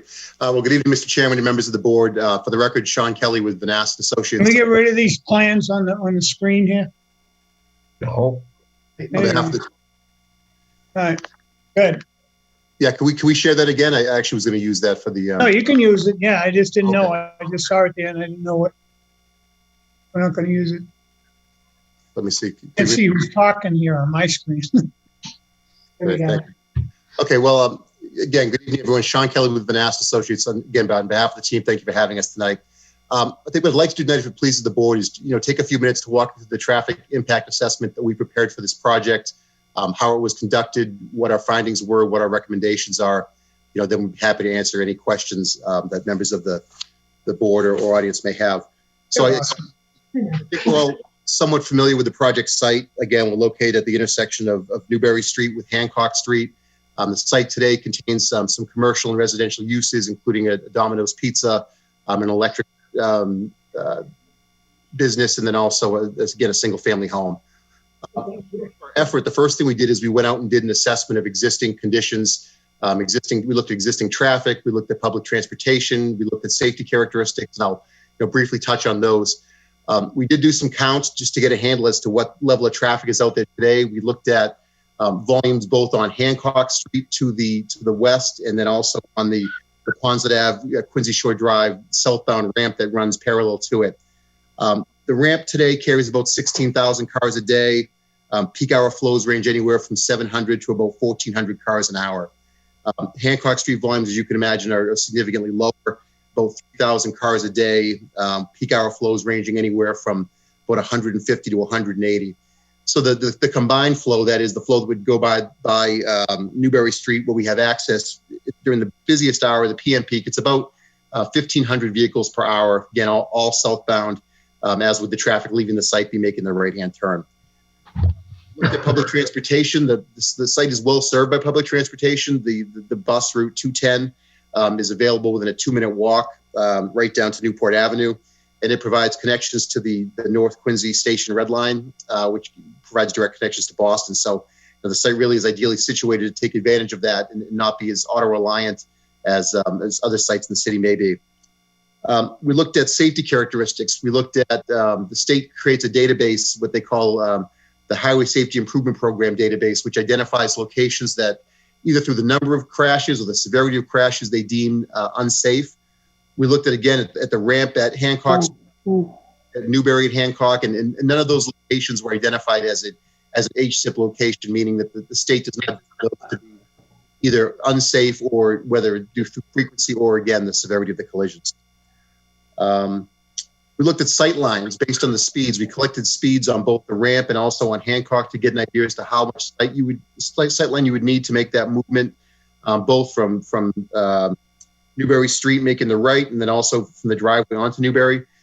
In a nutshell, basically all of the locations meet the required sight distances based on the travel speeds along the corridors that serve them. So there are no issues with regard to number of crashes. There are no issues with regard to the actual ability to see vehicles approaching you. If we could advance the slide. With respect to the project itself, the way that we determine the traffic impacts is we rely on data that's published by what's known as the Institute of Transportation Engineers, or the ITE. The ITE publishes data for various land use codes, including land use code 222, which is multifamily high-rise. And what that allows us to do is to project for the number of units, how many trips you can expect to have on a daily and peak hour basis. And really the focus of assessments is the peak hour, because those are your highest impact periods. That's when volumes out there are at their highest. We also looked at the U.S. Census data to get a handle as to how much commuter traffic is actually auto-based versus transit or walking or bicycle or carpooling. What the data showed is that about 55% of trips that originate within the city of Quincy that are commuter-oriented occur via single occupancy vehicle. And then about 45% of them occur via other modes, whether it's through carpooling again, or taking the T, or walking or biking. We went with a little more conservative approach and assumed 75% of them would be auto use. And those numbers, what it comes up to is that this project would generate about 60 to 70 vehicle trips per hour during those busiest hours. That's your morning 7 to 9 hour, and then evening 4 to 6, whatever that busiest hour. So in the morning, as you can imagine, out of those 60, the bulk of those are going to be outbound trips, going to work. Conversely, in the evening, the bulk of those 70 trips will be inbound, coming from work. So in terms of an increase, it's about a trip per minute coming and going from the site. Again, the combined volume during that critical period, the 1,500 per hour, just in context, this project in the immediate vicinity of the site, where the impacts are most focused, is that it's about a 5% increase in traffic. And I'd point out that that's assuming that there was no traffic activity at the site today. As pointed out there's a Domino's Pizza that's active that has walk-in customer service, delivery service. There's the electric company. There's a residential home. So even that one trip per minute is somewhat conservative in terms of the actual increase, because we will be eliminating those uses, particularly the Domino's that have traffic coming and going up until midnight, quite frankly. So again, the conclusions, the project does about one trip per minute, in terms of its activity. It'd be less when you net out what's going on today. Guidelines that are out there are adequate. There were no issues with regard to safety, whether through crashes or the site distances, and no safety deficiencies identified in the immediate area. Our recommendations are pretty straightforward. You know, we're recommending that all of the access and all of the, whether it's vehicular access, pedestrian access, are all designed to the appropriate standards of the Manual of Uniform Traffic Control Devices, or the MUTCD. You know, things like having pavement markings, having the appropriate signage, having stop bars, ensuring that the vegetation is placed in such a way as to not impede sight lines. All of those things were called out. Additionally, with regard to the pedestrian improvements, everything should be done in accordance with ADA design criteria, in terms of design. We're recommending, and as already pointed out, as part of the project, there will be new sidewalk provided along Newberry Street. It does not exist today. And that sidewalk would connect to the sidewalk system that exists in Hancock Street, direct connection to the bus station, and again, get you to the red line. So, the goal really is to provide that continuity for pedestrian traffic, both from the site to the bus red line into the city. And then lastly, we're recommending that a comprehensive transportation demand management plan is implemented.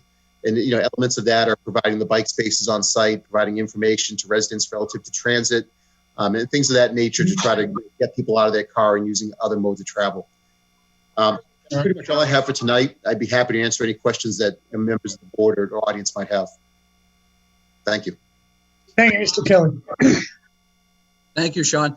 Mr. Chairman, I can review the hardship case and make that if you like, or we can rely on what was provided in the written application. No, we've read it all. And I think we're all set with that part. All right. The only thing I would add, Mr. Chairman, in closing, the taxes on the combined two parcels now are about $37,000. When this building is built, if this board is so inclined to approve it, the taxes would be in excess of $800,000 for the city. It'll also create 500 construction jobs, as well as 22 full-time jobs and 5 part-time jobs. And that concludes the presentation, Mr. Chairman. Thank you very much. Great job, Dave. Right now, I'll ask if there's any board members that have any questions before we go to the public. Reyes? I don't have any questions. Mr. O'Brien? The main question I have is concerning the weave coming off the ramp headed for Newport Ave. Is there anything that can be done to make that a little bit safer? Sean, do you want to address that? We'll have the traffic engineer address that. But when you see the weave from Newport Avenue, you're talking. No, the other way from the bridge ramp to Newport Ave. Right. I think right now it's probably designed as well as it can be, in the sense that they stop Hancock Streets, that movement comes to a complete stop, and Newport's the only movement working there. I don't think, given the volume that's there, you could do much in terms of stopping that traffic. I mean, it's an existing condition. Certainly, it's a high volume, and it is a weave to make that right hand move. I know you're not going to be adding a lot of volume, but that gets kind of, there are times when that gets kind of crazy. Like if something's messed up on the expressway, those volumes jump real quick there. I don't know what could be done in there. I just had a question if there was anything that was looked at. Thank you. I'm just thinking, when you go down, take a left and go around underneath, back up anyway? No, if you're going down Newport, you come off the ramp and then you take a right, so you're crossing over the traffic. But if you didn't, you could go up left, just turn around, come underneath, and get right to the right, and go right in safe too. Yeah, but that's a nightmare. Yeah. Well, depends what time. You're right. Depends who's driving. Yeah, it depends who's driving. Mike, you're going to that other place pretty soon. You take Give me some time. We gotta talk first. Not before the vote. Before he finishes my thing, I gotta get on that, Mike. Jeez. Is there anyone? But in playing with Charlie's question here. Yeah, I have 2 questions. The first is a simple one. Wait a minute. Mr. Chin, go ahead. Yes, I have 2 questions. The first is relatively straightforward. The tall building just after the traffic light on Newport, how tall is that structure? That's 10 stories, I believe. 10, yeah. Okay, so you're going to be the highest building in that general area, right? Yes, and Neponset Landing is 12 stories that this board approved several years back. Okay. And then there was another 10-story, I think it's Seawinds condominium, and another 8-story in the general area. Thank you. The second question I have regards to traffic, and it's similar to what Charlie was asking about. When people want to leave the building and they want to go north, they have to shoot across the Hancock Street as the cars are coming down the ramp, and it can get very dangerous with the cars coming down because they're speeding down that ramp. My question is there a way to connect your building to Newport Ave Extension to allow for residents of the building to go out Newport Ave and then turn around and go in the flow with the traffic light? Do you mean through the registry building, the Yes. parking lot there? Yes. I think that's difficult because it's another landowner. So I think that would be difficult to accomplish. Has that been explored? I don't know that it has. That's my concern is that, people trying to go north towards Boston from the building, they're going to have to cut around across the traffic coming down the ramp, get in line on the left-hand side, wait for that light, Wait. and then go up the northbound ramp. Yeah, no, I understand that there is a little bit of a conflict there, but I think I don't think that landowner would want to take all the traffic, not that there's that much, but take the traffic through his property. I'm just not sure how that would work. Dave, do you think you can look at that through planning when you do that? Yeah, well, site plan review, sure. All right, that'd be nice. Yep. At least take a look at it. We will. And what Mr. O'Brien's saying too, if you could do that for its site plan review. Yes, sir. Mr. Himmel? Are you guys going to have any shuttle service to the T when the weather's bad, or? I believe that's planned. Yes. Thank you. I know that Neponset Landing does have a shuttle to the North Quincy T. They could stop over at your place, right? Yeah. All right. Mr. Himmel, you all set? I'm all set. Thank you. Okay. Thank you. Is there anyone here that wants to speak in favor? Anyone want to speak in favor? You see anyone, John? Second call? Nothing. Third call? All are part of the hearing closed. I have a letter here from DPW, May 7, 2021, 6171 Hancock, DBA 2130. The submitted package does not have the civil site plan, grading, and utilities.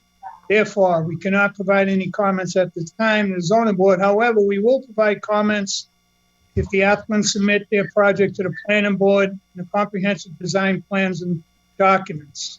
They will give their opinions to the planning board. In general, we do not have any issues with the development as long as the applicant will provide mitigation measures on the existing infrastructure for the adverse impacts caused by the development. Thank you. Is there anyone opposed or undecided? Anyone? John? We have John Rotafeld. Yeah, Mr. Rutherford, you've already taken an oath. Go ahead. How you doing? I got How's Kitty doing? How's Kitty doing? It's my kitty. She's only down to 3.8 pounds, so she's not doing well. So, yeah. But anyway, I'm gonna say this: if you had approved that one on Boltoff Street, I would have spoken in favor of this. Okay, because this is a sort of dense development that I'm talking about that is going on throughout Quincy. I just want to make sure I get my numbers right before I quote something. Are the lot sizes 16,300 and 19,278? Are those accurate numbers? Sean, do you want to take that? 36,000. 36,000 square feet. Okay. And so we're talking, that's 148.24 dwelling space per unit if I divide that. Different zoning. It's different zoning completely. 40. I just want to get the numbers straight. They're building 240 units. That's what they're building? Correct. 240. Yes, 240. Am I right on my number? It's 148. yes, correct. Correct, John. Okay, so I'm just saying that there are going to be. I'm upsetting Rasta. I'm sorry, Rasta. There are going to be a lot of trips. I think you're kind of underestimating on that traffic. So when the cars go out in the morning, you're definitely. I mean, let's say if that was a prison, then there'd be no people traveling there. That would be a good place for a prison. Okay, but to afford to live there, that's going to be very expensive, especially if you make that high quality. You're going to have to, not only is one person going to be living in the unit that's working, but there's probably going to be two people in each unit working. There's definitely going to be one person from every unit leaving during like peak hours and stuff. And going around there in the morning, I mean, no one really thinks about the people that are eventually going to be living in these places. And the people who are going to be living there are going to get stuck in a queue. They're going to be in the garage. They won't even be able to get out because the car is not going to be able to go out in the morning. It really is a cluster. So I'm just interested in, I'm not sure how to make it better. I mean, the weird thing is I used to rent from the Oddfellows, and I find that, is Chris Wendell still alive? I mean, if he is, hello, Chris. That house, State Street, that was like the only house. Hey, John, let's stay with it. Come on. Well, I mean, the point is that it's almost, give me an example, the development that was improved in North Quincy, right next to the train station.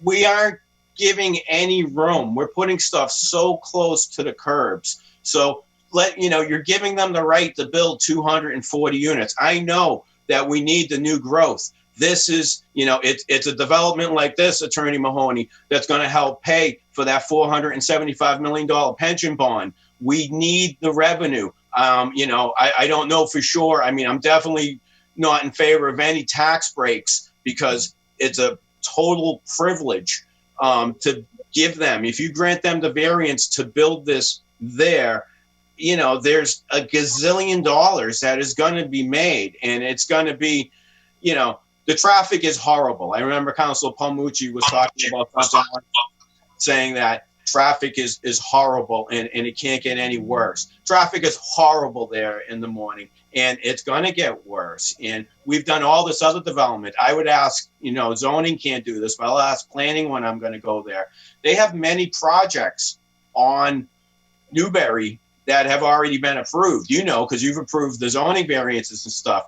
I wish a developer like this, who seems to obviously have a ton of money to develop a huge project like this, I wish he would, buy up everything and develop something in a cohesive pattern and stuff that makes sense. I mean, the other thing I'm going to say, because I'm on the record, and I don't know whether this is on the record or not, but it is. I mean, if you look at the flood zone maps, you know me, I don't trust anything. Just because that says that little area is in the flood zone map, you got water coming around there on 3 different sides and stuff. So eventually, even though it says that's not a flood zone, in theory, that's basically a flood zone, so that's another thing of why it's just so interesting. John, the insurance companies will make sure if that's the flood zone or anyone's in a flood zone, they're going to pay daily, believe me. So they won't. I've learned so much from coming to these meetings. I've learned to the point that it's human beings that draw the lines on those FEMA maps. FEMA doesn't care where those lines are drawn. John, I hear that, but I'm just saying, to make enough no one's here to.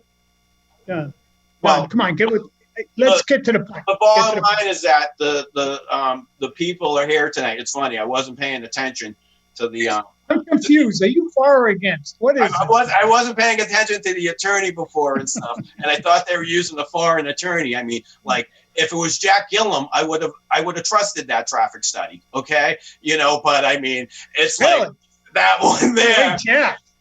When you have Jack, I was gonna make a joke saying that, like, Attorney Harness was the only attorney that I actually trusted, but I didn't even realize it was Attorney Mahoney, so that joke doesn't even work. You know what I mean? Or I was gonna say that if it was maybe it works better. Brothers, I could buy this project more. But I can tell you this project is definitely gonna happen, And I'm just saying, make sure when the engineers do the engineering, you know, that the people can get out of that place, because depending on what sort of people live there, you know, people. And I think that's what we're all agreeing on. We all agree on that that's going to all be taken up the planning board, what they have to do for any safety sake.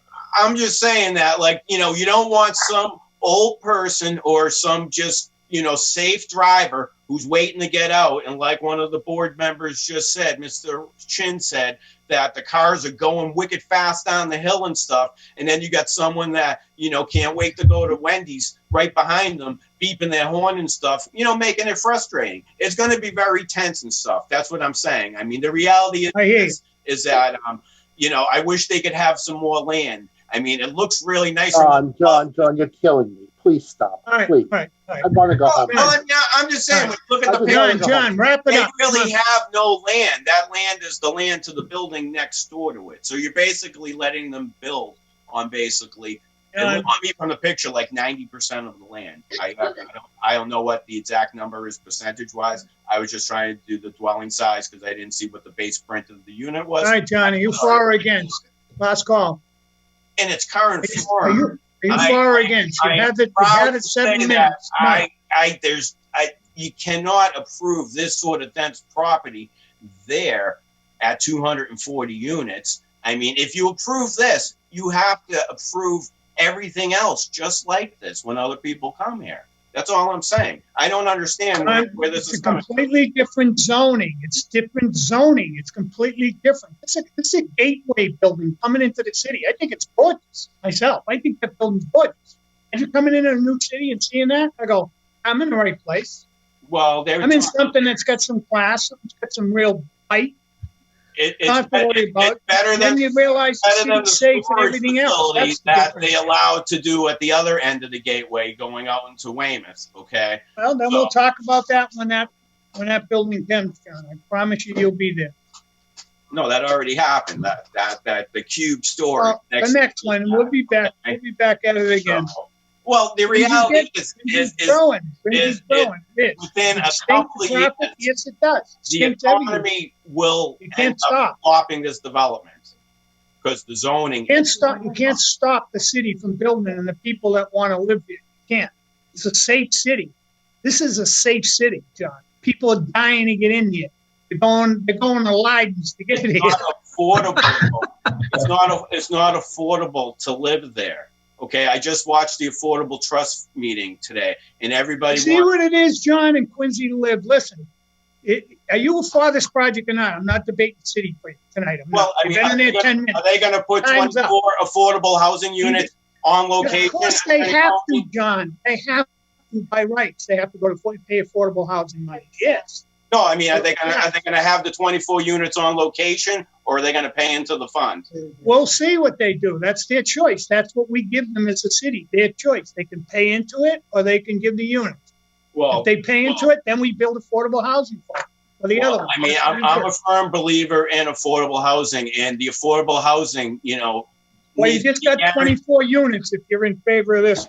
No, because if you give the money to the Affordable Trust Fund, that does not build 24 units. I want to see if developers, like if they're building, like, you know. All right, John, I'm going to cut you off in 2 seconds. When you go to planning attorney Mahoney, if you got 2 seconds to wrap it up. You're not Ian Mahoney. You got 2 seconds to wrap it up. You've been on 10 minutes. Wrap it up. I've been more than kind. Come on, wrap it up. I have the right to continue. No, you don't. No. No, you don't. You got 7 minutes, John. No. Next, are you on? Cut him off. Anyone else?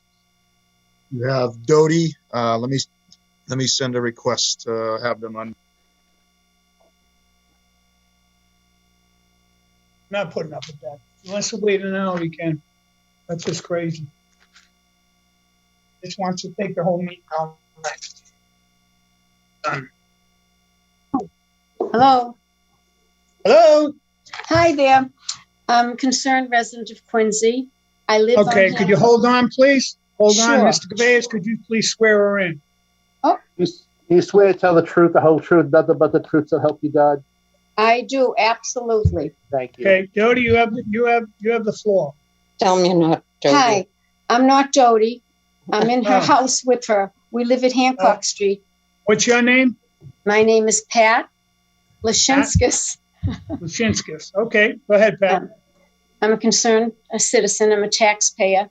We live at 45 Hancock Street, and I'm very concerned about this 16-story building. The impact, I know was mentioned before, of the traffic flow.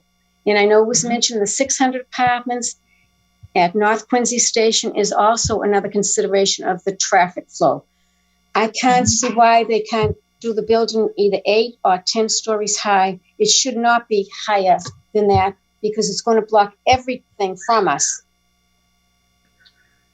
Block it. It comes up in the east and sets in the west, right? Who's it going to block? I'm right on Dinsmore. I'm right near Dinsmore Street in Newbury, right next to it. Behind it. If you look at 45 Hancock Street, yes. Right next to it. It's a 20-story, it's a 4-story building, 20 apartments, and that's great. I mean, the one across the street is 11 stories. I don't think this gentleman should go to 16 stories. All right. It's just with the traffic alone, because I see it coming down, and during the pandemic, there's still traffic. And when it's full swing, and I have to go into Boston, it takes me already, no lie, just to cross. I come out of my parking, I go right on Hancock and turn left to go up the ramp. It takes me a half an hour that would normally take me 5 minutes, and that's now. So I'm sure it will take me longer. I know. I come from Howe's Neck. If I don't get to that Dunkin' Donuts by 6:30, I don't get over the bridge till 8 o'clock. So I hope you guys all voted down no. Thank you. Thank you. Thank you. Is there anyone else? Opposed or undecided? Call. Not seeing any other hands, Marty. Nobody Third waved. call. All right. Tell John he's got second speaks. Go ahead, John. Oh, no. He's hey. You got a right to speak. John Rodefeld. John. Second time you can speak. Go ahead. Right. So, I mean, that's like, the attorney Timmons, attorney who, I don't really know. Like I said, that's what government's about. Government is about flustering the people. Okay. I am unflustered. I mean, if it's about flustering Marty, you are the greatest at flustering people. There's no doubt out of anyone at any meeting on anything. Paul Mucci's great at the city council meetings at flustering people. But Ian Kane's also, he's got a good knack at it too. But the point is, you told me I ran a great meeting. But I mean, never went to a meeting better than the one I run. Because you're doing the job that you were appointed to the board to do. Okay, right. Everyone on the board is there serving the chief executive and the mayor of the city. This is the direction that we're going in, and the people. I mean, when Eric Mason comes up and gives us the numbers, he's just supporting the narrative of where we're going. Okay, I like to just shed light on reality. Like I said, for anyone to disagree and say traffic isn't a complete cluster down there, it's just unbelievable. I mean, I personally myself, I would never want to live there. Okay. I mean, it's a matter of, I just don't understand it. Okay. Quincy is in trouble. Okay. As a city financially. Okay. And I am trying to shed some light. No one is listening. I'm here talking. I look forward to in the fall coming. June 22nd is actually my birthday. So that should be a fun meeting. And it's a matter of, we're just rushing through stuff so quickly. I mean, this is like, I saw this one. This came off the agenda before. And then I read through it. From me reading through the public listing, I don't think it mentions it's a 240 unit building. We put these very tiny listings in there. John, it was all discussed here tonight. Now you let's talk about the building, nothing else. You in favor or not? No, I am not. Okay. All right. I'll put you on record not being in favor. So and like I said, I would like any development that does get approved here to have 10% of the affordable units to be located on site. So, I mean, you guys can get the Talk to your counselors, talk to your counselors and get that changed. That's your right as a citizen. Go ahead. That's what you got counselors for. Well, like I said, it's just we're building new apartments, not for Quincy people. Other people from other states are taking over our city. There isn't a need for people who live in Quincy to, there's not many people that I knew who grew up in Quincy and stuff who are going to be living in this thing. It's going to be people from New York, people from New Jersey, Hey. people from other. I couldn't imagine. Imagine 240 people like Michael Vegas living in there. That's a good way. That'd be awesome. Oh my God. They're all making $500,000 a year. Whoa. They would definitely pay their taxes. You'll be spending money like crazy in this city, John. But like I said, John. He's Wrap it done. up, because I'm shutting you off in 2 seconds. Wrap it up. Okay. I hope also it gets assessed at like over $500 or $600 a square foot too, if it does get. Okay. Thank you. Thank you. Anyone else that would like to speak? No? Second time? No? Call upon the hearing closed. I'll be voting in favor. I think it's a beautiful building. I'd love to see people come in Quincy and see that baby right there. I'm telling you. That's what we're about, and that's what this city's about, having something really nice when you come into the city. And I want to thank the applicant for taking the time to go through that whole thing and really building something really nice. That's my 2 cents. As long as we didn't chase the wave with John Rotherfeld, guys, still stay in town, please. I'll be voting in favor. Mr. O'Brien. Likewise, I'll be voting in favor. I think we had some concerns when the 12-story building went up, and I think we had some concerns when the 10-story building went up. And with the parking here without excavation, I think it's necessary. I'll be voting in favor. The Chin? I'm not so concerned about the height as I am about the access, the ingress, egress with the cars. But with that caveat, I'm in favor of the project. All right, and we're going to have them put something in, so they're going to look at all that at the planning board. We're going to make sure that's conveyed in the planning board to watch what they're doing for the exit and entrances. We'll explore that, Mr. Chairman. Mr. Himmel? Well, I think Dave said it, that the entryway to Quincy needs some redevelopment. I think he's correct. And Marty's correct. It's a nice looking building coming across from Boston. I'm sure some of these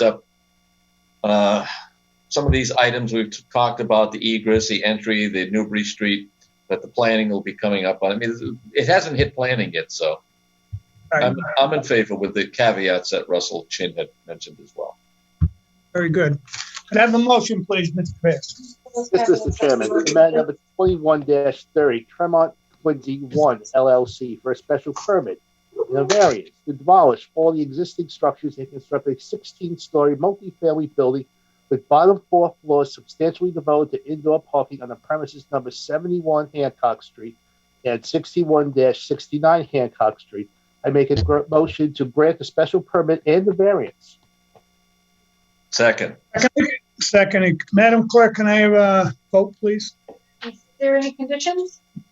It is like contingent about planning board and the egress and if they could look at the egress and the entrance to the building, there's something they can do to help out, make it a little safer. The rest of it they got in there. They got the landscape and they have everything that I saw right wanted.